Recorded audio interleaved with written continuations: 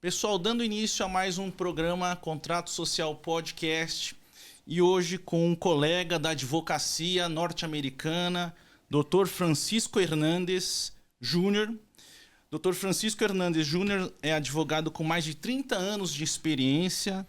Ele vem do Texas Bar Association desde 1990, formado em ciências pela Texas Christian University e também em Direito pela Católica Universidade da América.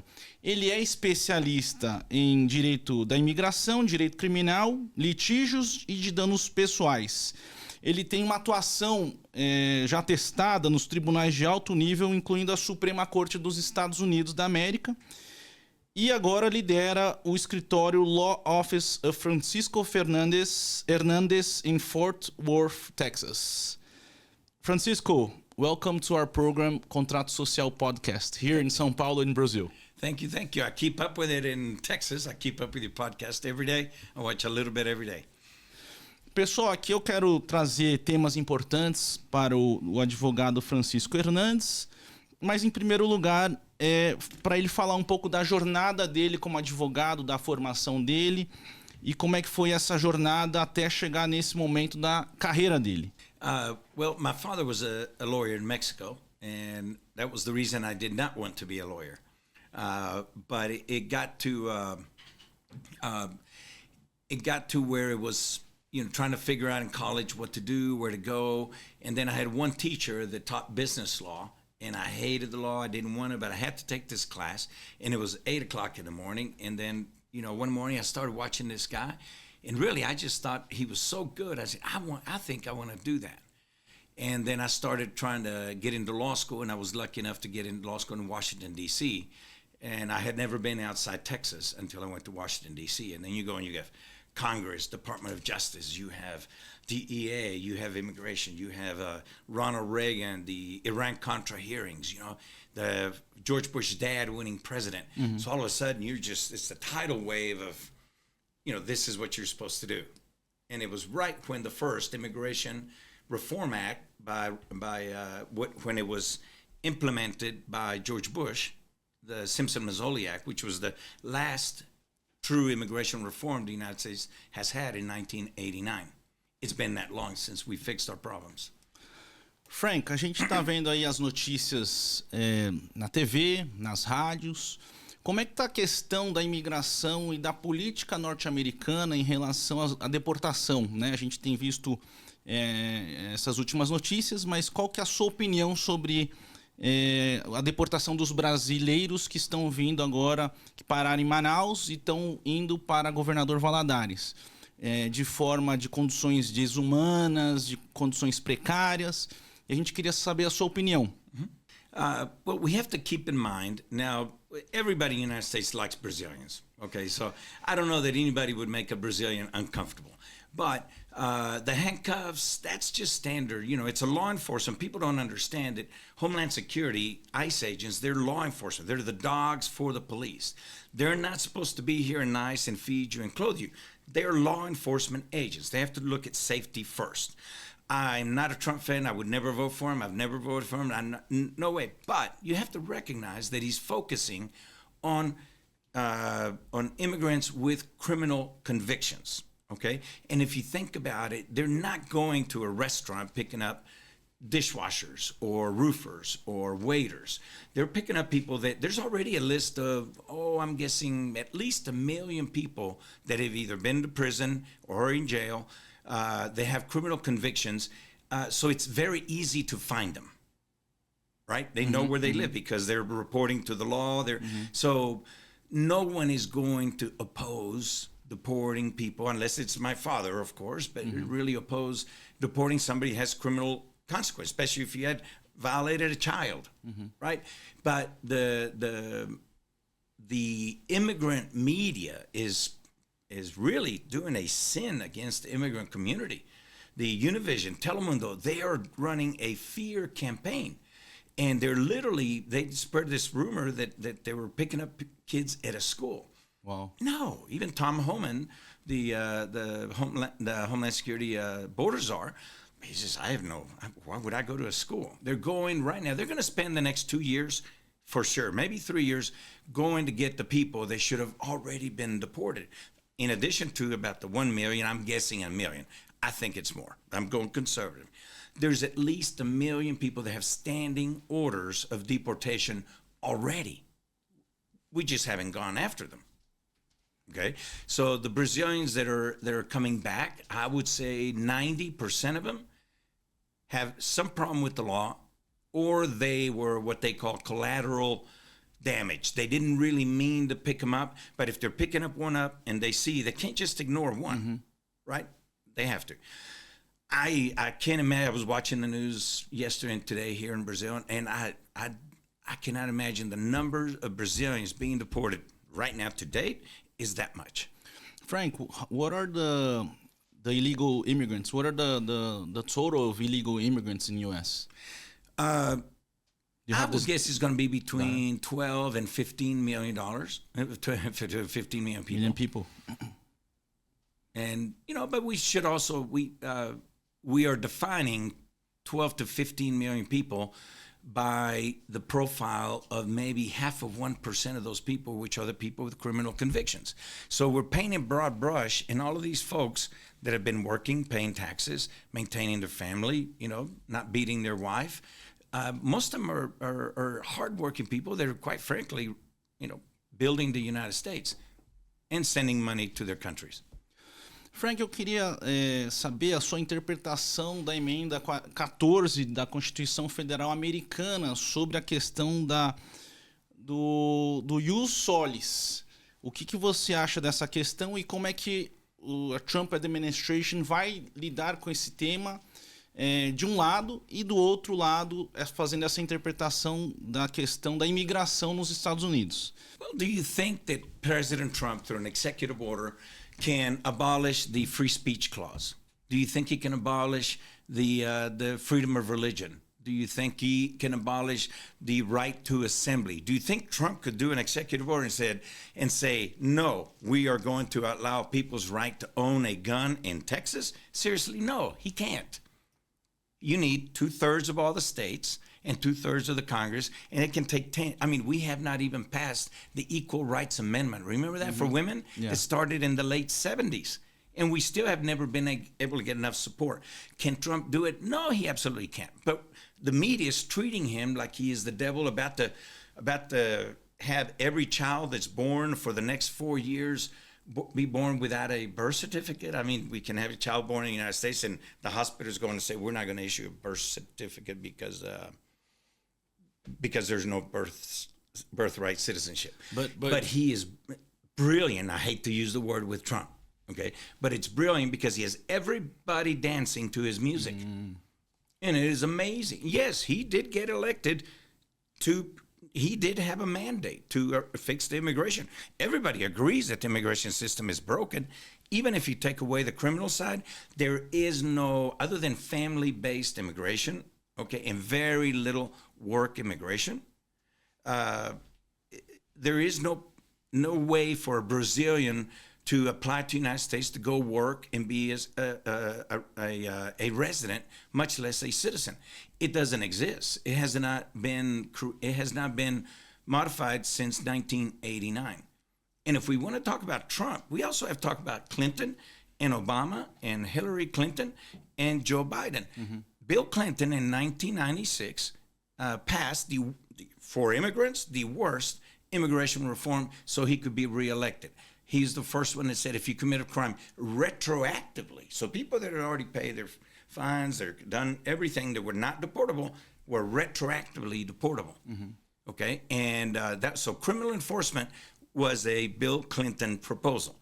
Then George Bush, we thought we were going to get immigration reform under George Bush, but George Bush was the first one that started getting funds to build the wall. It started in George Bush. George Bush. And Hillary Clinton was standing right next to George Bush with a lot of other senators and congressmen announcing we have to build the wall because of 9/11. Well, Saudis didn't carry bombs on their shoulders across the Mexican desert So it was a way to get the population, the voters, to buy into, to make us feel safe that we were doing something. Right? Still, if you look at Donald Trump, when he said he was going to build a wall and make Mexico pay for it, do you realize that the Congress never gave him a single penny? Not $1. But it was the advocacy of that, right? It was like a propaganda. Except the building was still on the way, for example, under the George Bush proposed wall, okay, in 2003. First, they have to get the land, right, because it's private land. So just to get it from the people can take 2, 3, 4 years to judicially eminent domain the property and negotiate and get it. First, they have to get the land. So the parts of the wall, you're going to laugh, the parts of the wall that are being built right now, they're actually being rebuilt and repairs back from the George Bush era. Wow. Because Donald Trump didn't appropriate any money for the wall. They reappropriated money that had already been promised. So all the money's been funded. But even then, they say they've got they say 500 miles worth of wall. But I mean, I think maybe 100, 150. What do you think, Sam? 100, 150 miles. It's symbolic. It is symbolic, and that's what we need to pay attention. It's symbolic. Are we a country of immigrants, or are we not anymore? Yeah, good question. Pessoal, agora eu quero fazer uma indagação para o Frank, porque lá nos Estados Unidos, para você advogar na Suprema Corte Americana, você tem que ser admitido para advogar na Suprema Corte Americana. E quais foram os seus maiores casos da sua carreira e o que te marcou? Absolutely, and it was really my last case before I left my office was the helping Afghani refugees come to the United States, because the Biden administration, I get a hold of that, right? It was Biden. It was in Biden pulled administration. pulled us out of Afghanistan. There were people there who the military taught how to speak English watching SpongeBob SquarePants or the 10 Seasons of Friends. That's how, because if they taught them English from the time they were babies or 5, 6 years old, they knew they could trust them. So there were these people. This relation of trustworthy, right? Yeah, well, there was one of the young men, Sam and I know, working on the case. He was 18 years old when we left, and then the Taliban came in and they left him for dead with his back broken because he was an interpreter for the U.S. military. Well, he was 18. If you do the math, he never knew anything but the United States occupation, right? If we went in 2002, so do the math. He wasn't even born when we went. So the time he was born, his parents wanted him to be able to make some money. There's no schools, there's no money. So the parents take the kids so they will teach them English. And now they're being persecuted. There was 3 young ladies. Yeah, that's my greatest case, and I just I love it. It's my Super Bowl is the best case. Sam Montana took me to Tehran as a Mexican citizen. I got detained, almost got sent to the Iranian prison. Sam negotiated me out. So, it was that big for me. And these 3 young ladies, they were fleeing their father. After the Taliban took over, they put in an order across the country that any unmarried female that has any connection to the United States, Britain, that they get a choice. They have to marry a Taliban fighter or be killed. They can choose. 2 options. 2 options. And so there's these 3 beautiful girls, brilliant girls. Oh, my God, I'll show you pictures. They were fleeing their father because their father is Taliban. And their father, what I believe is he didn't want them killed. So he was going to force them to marry Taliban fighters, and their mother didn't want them to marry Taliban fighters, so they fled. And those are the 5 of the people that I went to see in Tehran. And one of the most beautiful, the middle one, tooth knocked out that I guess her father knocked out. But, they're fleeing their father. And we don't know if their father is Taliban and wanted, was really anti-U.S. and wanted to do that, or was he trying to save them right, by making them marry a Taliban fighter? So there are issues that, we don't, it's a lifestyle that we can't even imagine make a series out of it. You can't make it up. Who would think? These 3 girls they spoke perfect English. They said their sister made them watch all 10 seasons of Friends 10 times. Wow. And their English was perfect. Pessoal, agora a gente está no bloco especial que eu vou pedir pro Dr. Frank recomendar algum livro, algum filme, algum documentário para o nosso público. E aqui eu já vou pedir para a nossa produção soltar a nossa vinheta.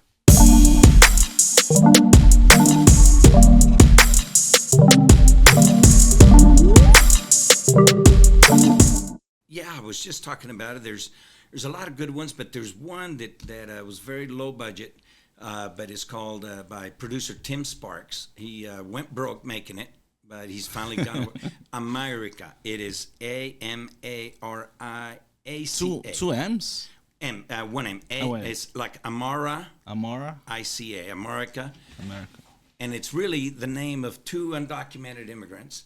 That's the name they gave their daughter when she was born here. And it details what true undocumented, I don't like to say the word illegal because a human being can't be illegal, but undocumented, and the work situation. It focuses primarily on the way it is in Texas.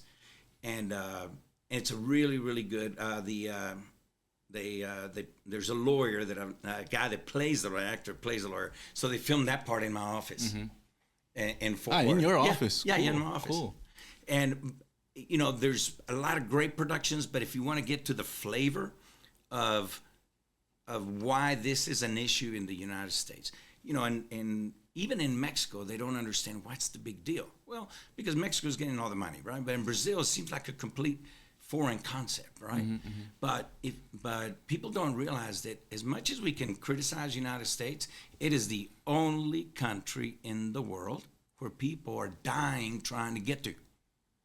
There are people trying to get out of Syria, right? You mean the dream, right? The dream, Frank, yes. The dream, the American dream. Yeah, walking across the desert for 10 days, right? Smugglers getting kidnapped, hanging under a train coming up from Honduras, right on the beast, on top of the beast. Yeah. People don't do that trying to get to Germany. People don't do that trying to get to England, right?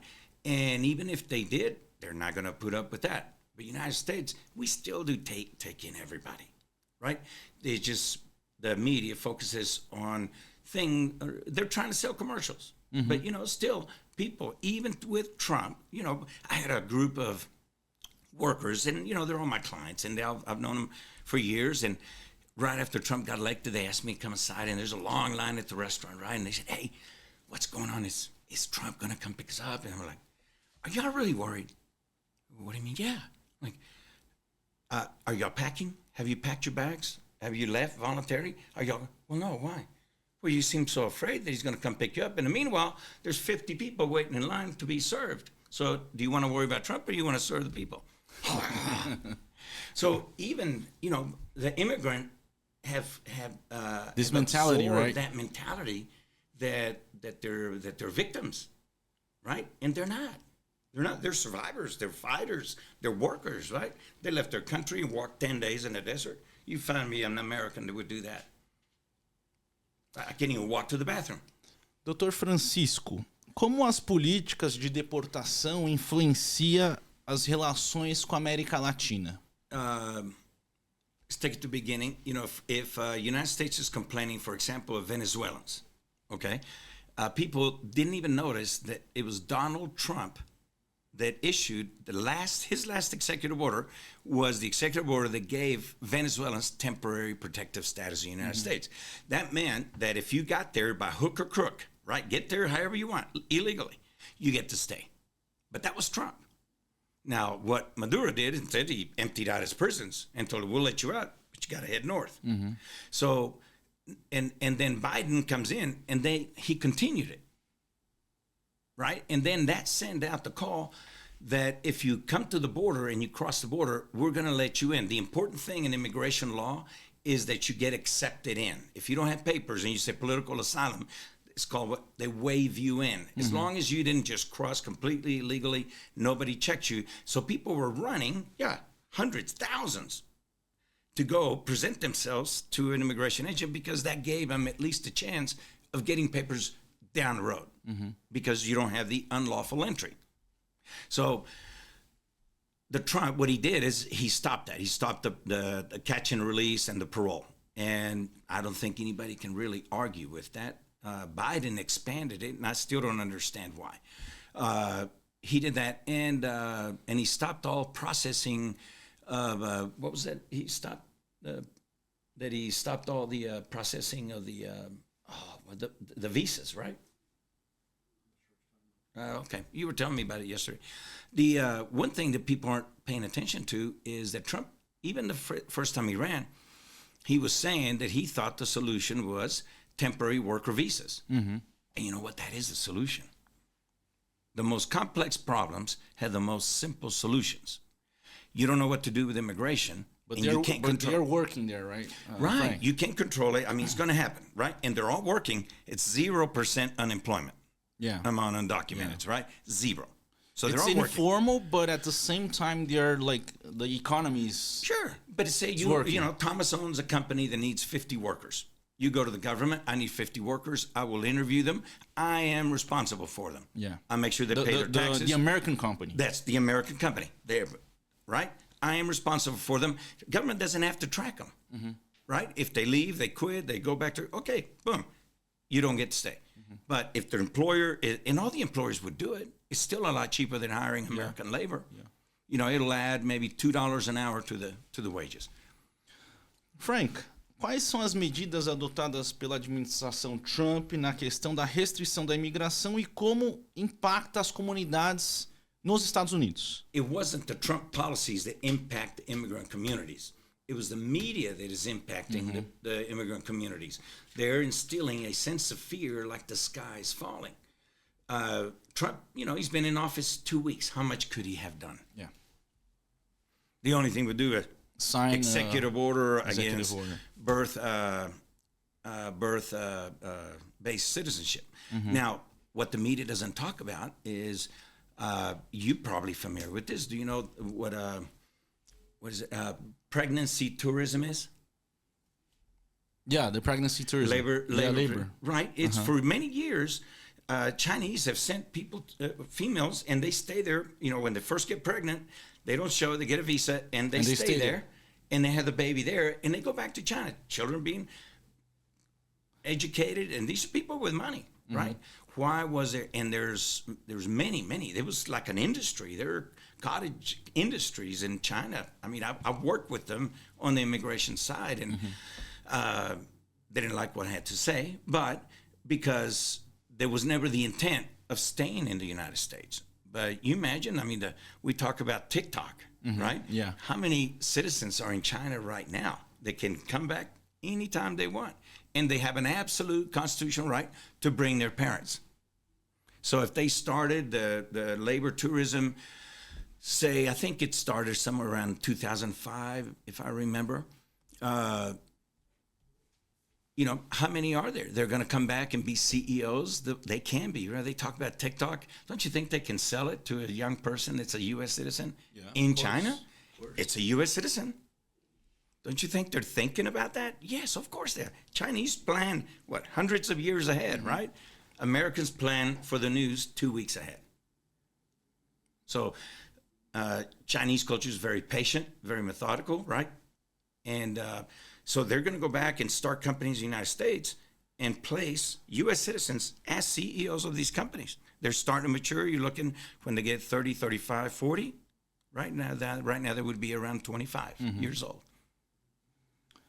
Frank, uma outra questão importante, vimos recentemente nas mídias, a relação Estados Unidos e Colômbia, né? Tivemos aí quase que um grande conflito em relação a uma guerra tarifária, de um lado, e a questão da deportação também dos colombianos que vindo dos Estados Unidos para a Colômbia. Dentre essa guerra tarifária, a tarifa tinha uma imposição de 25%, depois para 50%. Inclusive a questão dos visas, que inclusive os agentes colombianos do governo não poderiam ingressar mais nos Estados Unidos. Qual a sua opinião sobre essa relação Estados Unidos e Colômbia?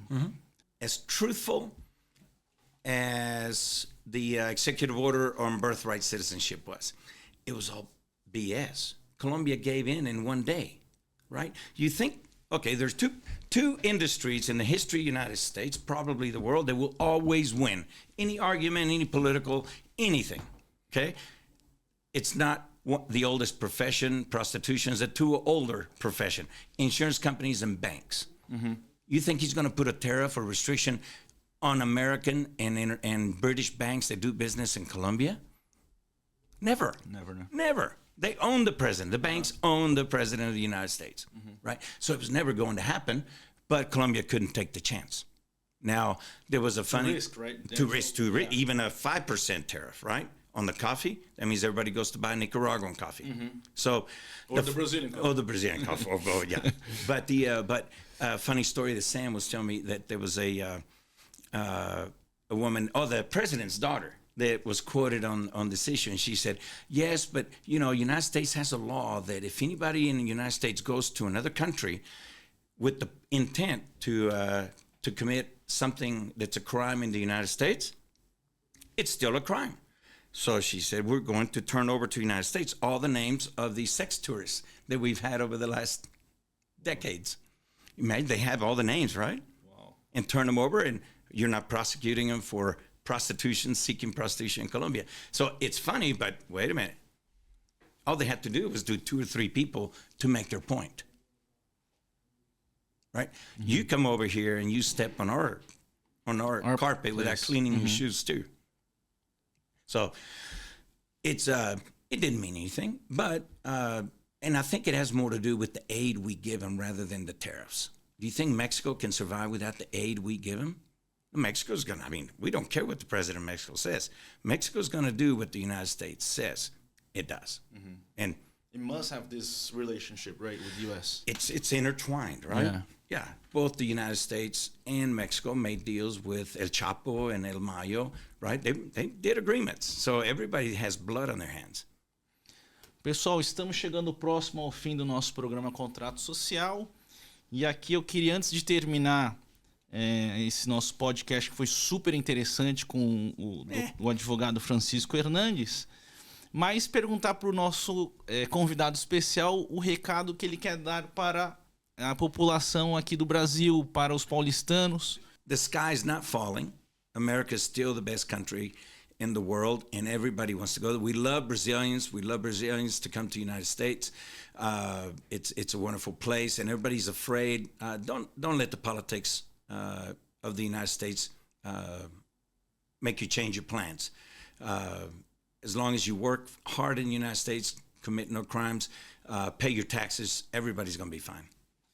Pessoal, quero agradecer então ao nosso convidado especial, Dr. Francisco Hernandez, um excelente advogado, atuante na área da imigração. Agradecer a vocês que estão participando conosco até esse presente momento. E mais uma vez parabenizar aqui o nosso trabalho aqui com os nossos amigos do nosso programa Contrato Social. Fiquem atentos para o próximo capítulo Contrato Social.